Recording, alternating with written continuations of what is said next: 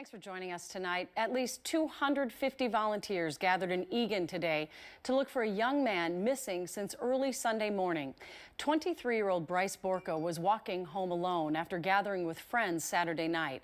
They lost contact with him at about 2 a.m. KARE 11's Lou Raguse spent the day in Eagan. He joins us now live with the latest on this investigation. Lou? Imagine you're going out with some friends, planning on a fun evening. And just a little later into the night, you vanish off the face of the earth. Meet Bryce Borca, your everyday, all-American guy. Just like any other young man, he likely spent his days pondering typical thoughts. Relationships, jobs, family. But one bitter autumn evening, everything changed. Bryce seemingly vanished off the face of the earth. Join me as we unravel the mystery surrounding Bryce's disappearance. The last moments before he vanished, the unanswered questions, and the ongoing search for answers. This is Bryce's story. Okay guys, let's head back this way. Volunteers spending this unusually warm Halloween day combing through the woods and the valleys next to the Minnesota River in search of Bryce Borca, a 23-year-old last seen at 2 a.m. Sunday. Our best guess is that we know he was in the area of Highway 13 and Yankee Doodle Road. Eagan Police Chief Roger New says pings from Bryce's cell phone helped point investigators from that area down toward the Minnesota River. But Bryce's friends say his cell phone died Sunday before he could be found. It was October 30th, 2022, the eve of Halloween. Bryce had plans to attend a party and have a good time, like any young man would. During the evening, Bryce found himself aboard a party bus, a common mode of transportation shuttling patrons from bar to bar. Reports indicate Bryce was heavily intoxicated, a detail that may factor into his disappearance. And while this scenario isn't uncommon for young adults, most return home safely after a night out. Later, Bryce and two friends were dropped off by a Lyft driver in the 3200 block of Hill Ridge Drive. Just after 2 a.m., Bryce informed his friends he intended to walk the approximately 45-minute journey to his apartment. Sometime during this walk, Bryce FaceTimed his friends, the last communication occurring around 2:30 a.m. He expressed confusion about his whereabouts, indicating that he was in a heavily wooded area. As Bryce continued his journey, he mentioned his phone battery was at 2% before the call abruptly ended. Assuming his phone died, Bryce's friends initiated a search themselves, but ultimately could not locate him. They reported him missing the next morning, prompting a multi-agency effort involving local, state, and federal authorities. The search extended from 2 p.m. until dark on Sunday, with subsequent searches organized by volunteers the following day, totaling around 250 individuals. This heavy turnout shocked both the police department and Bryce's family. Search efforts spanned various terrains, from neighborhoods to marsh fields, with one business even capturing footage of Bryce walking alone early Sunday morning.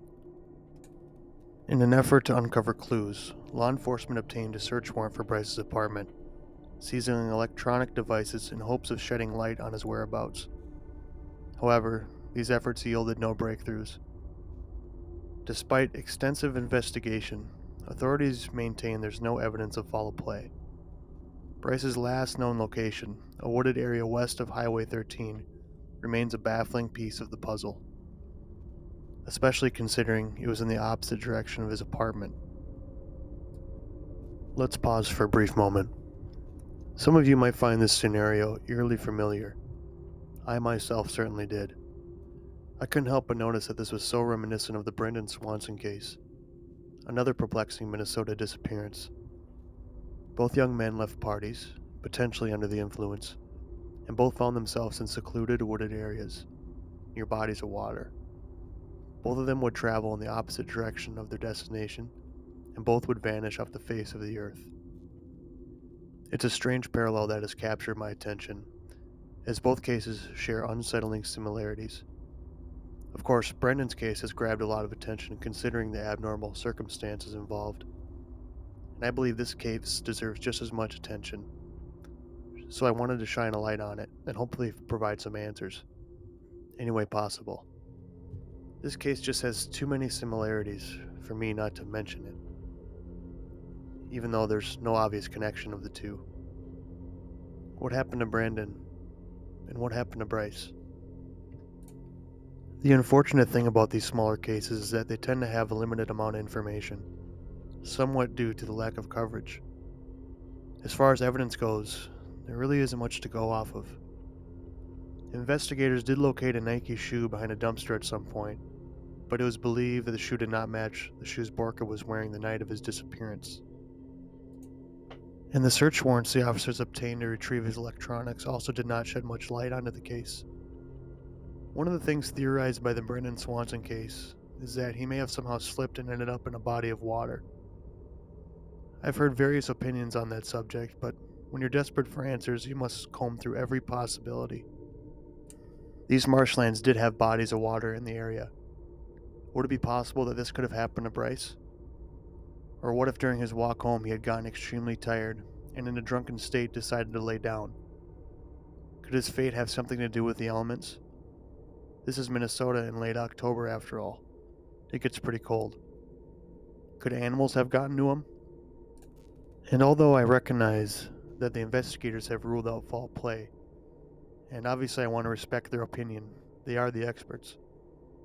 But I can't help but wonder, can that be completely ignored? What if someone took advantage of a young man in a vulnerable state?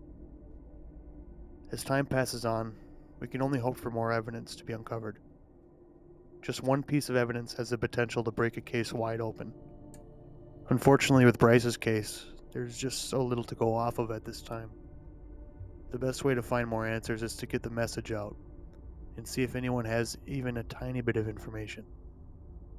And that's how I want to play a part in this case. Just bring some awareness.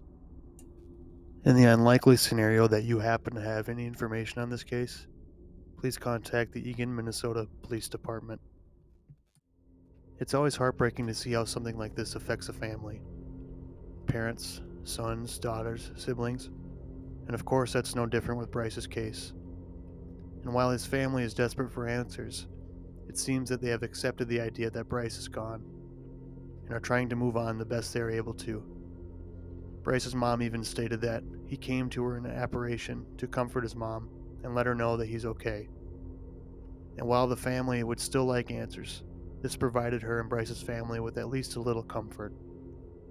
The family has since moved to Texas to be with their other son, stating it's too painful to stay in Eagan considering the circumstances. We know he's gone. People probably think I'm crazy saying this, but we were in our hotel room and then, sorry.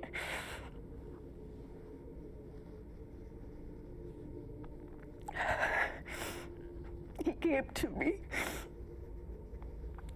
and I was awake and I felt this on my shoulder. I knew it was his way of telling us he was okay. We're just praying to God that he didn't suffer, and he wasn't scared.